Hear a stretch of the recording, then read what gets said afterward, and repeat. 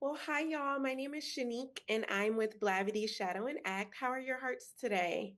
That is a really lovely question. I'm a medium plus. Thank you for asking. Yeah. Well, my heart is just lifted now that I've Yeah. heard his is a Yeah. medium plus. I'm graduating up to awoken. Yeah. I love that. Well, let's hop right in. And Billy, I will start with you because it is almost as if every woman in Corey's life is manipulating him at some point this season. How does that showcase a more human side of this character that we haven't seen before on the morning show? That's a great question. I think it's fair for Corey, whose vocabulary is manipulation. He does it in a pretty grand way, on a pretty grand scale often.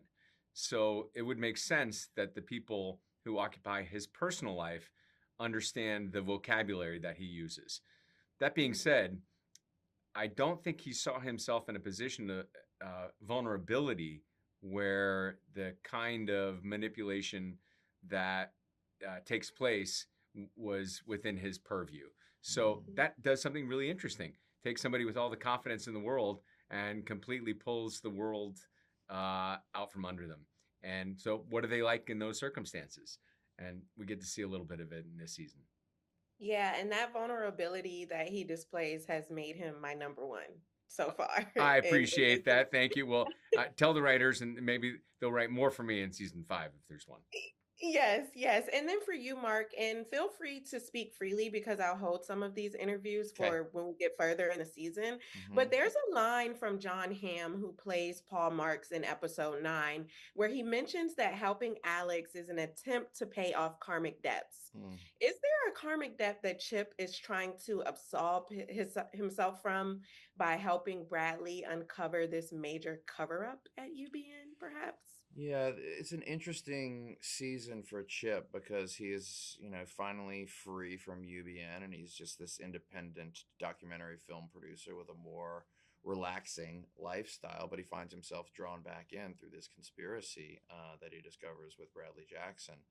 And as to why does Chip feel so deeply compelled to get this right? I think there are some karmic debts from the past, not the least of which is you go all the way back to season 1 and you look at Chip, who tried his best to do right as the leader of that ship, but really fell asleep a little bit on that watch, with the whole Mitch conspiracy. And I think that some of the things he's discovering along with Bradley were things that did also occur under his watch when he was back there. And I think he wants to get it right this time.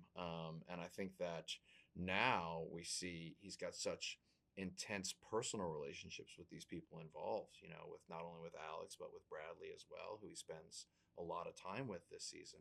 So it's not only the moral and ethical thing to do, he's very personally invested in getting this right. So what starts out as, hey, I'm just an indie, documentary producer, this shouldn't be as stressful, actually becomes one of the more stressful and involved storylines for him by the end of it.